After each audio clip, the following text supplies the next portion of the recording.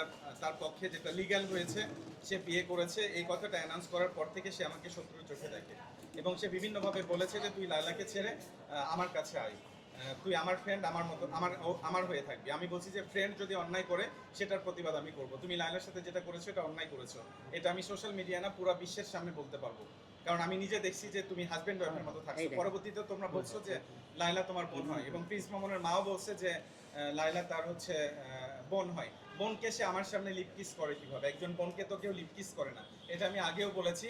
লায়লাকে সে আমার সামনে several time একটু পরপর লিপকিস করেছে। আমি ওর বাসায় নাইট স্টে করেছিলাম, লায়লার বাসায়, আমি প্রিন্স মামুন লায়লা একই বাসায় যখন একটা মেয়েকে একটু পরপর 1 ঘন্টা পরপর আধা ঘন্টা পরপর লিপকিস করতেছে, এটা নিশ্চয়ই তার বউ ছিল বা কাছের লোক ছাড়া কেউ কাউকে লিপকিস করবে না। বোনকে তো আর কেউ লিপকিস করে না।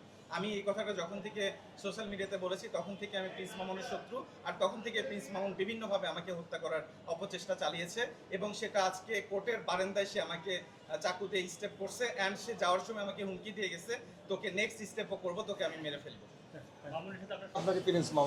আমি জানি না, আদালতের বারান্দায় মেরেছে, এটা বিজ্ঞ আদালত বলছে, সে তদন্ত করে দেখবে বিষয়টা কত দূর।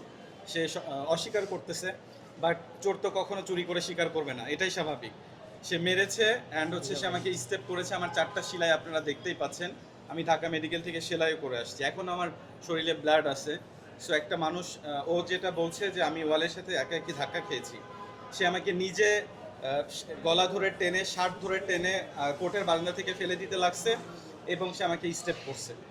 কি দিয়ে স্টেপ করলো? ওর হাতে ওই চাবি রিং ছিল, সাথে 2 জন ছিল, ওর একটা ফ্রেন্ড ছিল, চাবি রিং এর সাথে ধারালো অস্ত্রের মতো কিছু একটা ছিল। স্টেপ করার পর আমি 30 সেকেন্ডের মতো মানে মাথা ঘুরানি দিয়ে কিছু দেখছিলাম না, এরকম আমি অন্ধকার দেখছিলাম। পরে সে আমাকে টেনে কোর্টের বারান্দাতে ফেলে দেওয়ার মতো করছে। আচ্ছা, সে বলেছে আপনাকে চিনে না এবং আপনি বলে লায়লাকে মামুনের সাথে 2টি হুজুর দিয়ে বিয়ে করেছেন, এটা কতটুকু সত্য? জি, আপনি বলে লায়লার মামুনের সাথে বিয়ের যথেষ্ট পরিমাণ ডকুমেন্টস আছে, কাবিন আছে, সবকিছু আছে।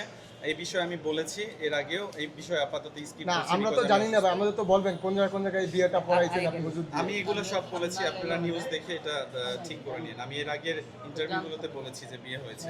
আপনি কি আর মামুনের নামে আমি মামুনের নামে যেটা বলেছি সেটা অবশ্যই লিগ্যাল কথা বলেছি, কারণ আমি লায়লার বাসায় ছিলাম। মামুন এবং লায়লা একসাথে হাজব্যান্ড ওয়াইফের মতো একই বাসায় 4 বছর থেকেছে। এই কথাটা যেদিন থেকে আমি বলেছি সেদিন থেকে প্রিন্স মামুন আমাকে বিভিন্নভাবে অফেন্সিভ টাইপের মেসেজ করে অ্যান্ড সে আমাকে হুমকি দেখায়, মেরে ফেলার হুমকি দেখায়, মার্ডারের হুমকি দেখায়।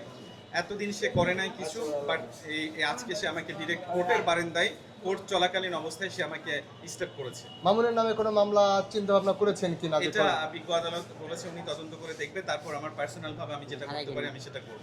কারণ একজন খুনি যখন একজন লোক যখন একজন মানুষকে স্টেপ করে, সে অবশ্যই খুন করার উদ্দেশ্যে করে বা মার্ডার করার উদ্দেশ্যে করে, বা এটা হত্যার একটা ওই যে অ্যাটেম্প টু মার্ডারের মতো সে আমাকে স্টেপ নিয়েছে। হয়তো আমি বেঁচে আছি আল্লাহ তাআলার অশেষ রহমতে, সে পারে তো আমাকে মেরেই ফেলবে এবং সে বারান্দা থেকে ফেলে দিতেও লাগছে। সিসি ক্যামেরা আছে কিনা এটা জিজ্ঞেস করা হয়েছে তাকে, বাইরে কোনো সিসি ক্যামেরা নাই। সিসি ক্যামেরার ফুটেজ যদি থাকতো আপনারা সবাই দেখতে পারতেন যে সে আমাকে কিভাবে মেরেছে।